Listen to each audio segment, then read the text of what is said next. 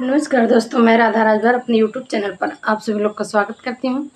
आज मैं एक बहुत ही सुंदर ललनवा विवाह गीत लेकर आई हूँ, तो आप लोग लास्ट वाली कड़ी जरूर सुनिए। बहुत ही अच्छा गीत है। आप लोग के बीच में ललनवा विवाह गीत लेकर आई हूँ मैं, तो आप लोग लास्ट तक बने रहिए और गीत कैसा लगा कमेंट बॉक्स में ज़रूर बताएं। बहुत ही सुंदर ललनवा विवाह गीत है, तो आप लोग सुनिए। जनक नगरिया कदम एक पेड़वा, जहाँ दोनों भैया छहाई रे ललनवा। जनक नगरिया कदम एक पेड़वा, जहाँ दोनों भैया छहाई रे ललनवा। राम लक्ष्मण दोनों वृक्ष तर घुमर, लगी गई नैन के पियास रे ललनवा।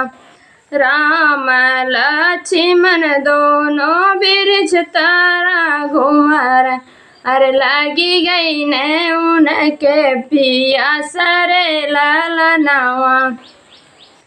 यस के होता हो जनक नगरिया, हम कहीं पनिया पियावो रे ललनवा। ऐसा के होता हो जनक नगरिया, हमारा के पनिया पियावो रे ललनवा। भीतरा से निसरी है सीता कवनी दे, हाथावा घड़ीला मुख पान रे ललनवा।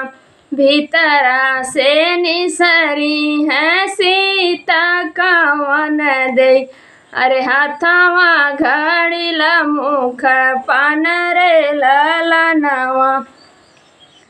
के करहु तू बारी दुलारी, के कर प्राण पियारी रे ललनवा। के कर प्राण पियारी रे ललनवा। कवने ही सचवा के ढारल बाड़ू, काऊ बाट नाम तोहार रे ललनवा। कवने ही सचवा के साचल बाटू, काऊ बाट नाम तोहार रे ललनवा। राजा जनक जी के बारी दुलारी, सुनैन के प्राण पियारी रे ललनवा। राजा जनक जी के बारी दुलारी, सुनैन के प्राण पियारी रे ललनवा। ब्रह्मा जी के साचवा के साचल बाटी, सीता हम नाम हमार रे ललनवा।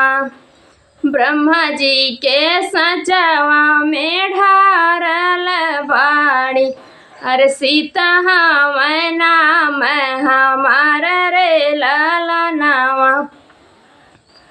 राम पियारी लक्ष्मण मुहवा निहार, देखी देखी मुँह बीच कावै रे ललनवा। देखी देखी मुँह बीच कावै रे ललनवा।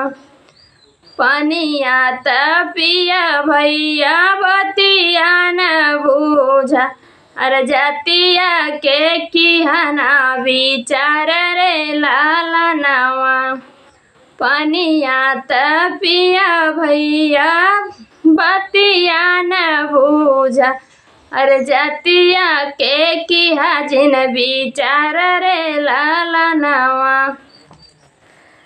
तनी वचन जब सुनै श्री राम, मानहि मन मुस्काई रे ललनवा। एतनी बचन जब सुनै श्री रामचंद्र, अरे मानहि मन मुस्काई रे ललनवा। बतिया तू सुन मोरे लक्ष्मण भैया, अरे ई तो हई तोहरी भौजाई रे ललनवा। बतिया त सुन मोरे लक्ष्मण भैया, अरे ई त हई तोहरी भौजाई रे ललनवा। जब भैया हई हमरी भौजैया, अरे ले चला अपना ही देश रे ललनवा। जब भैया हई हमरी भौजैया, अरे ले चला अपना ही देश रे ललनवा। तोहा का सजौबै लक्ष्मण लाले लाले घोड़ावा, अरे बरा हो बजन बजावाई बरे ललनवा। तोहा का सजौबै भै लक्ष्मण लाले लाले घोड़ावा, अरे बरा हो बजन बजावाऊ बरे ललनवा। सगरो बरतिया अवधपुर से आई है, अरे सीता भी यही घरा जाई बरे ललनवा। सगरो बरतिया अवधपुर से आई है, अरे सीता भी यही घरा जाई बरे ललनवा।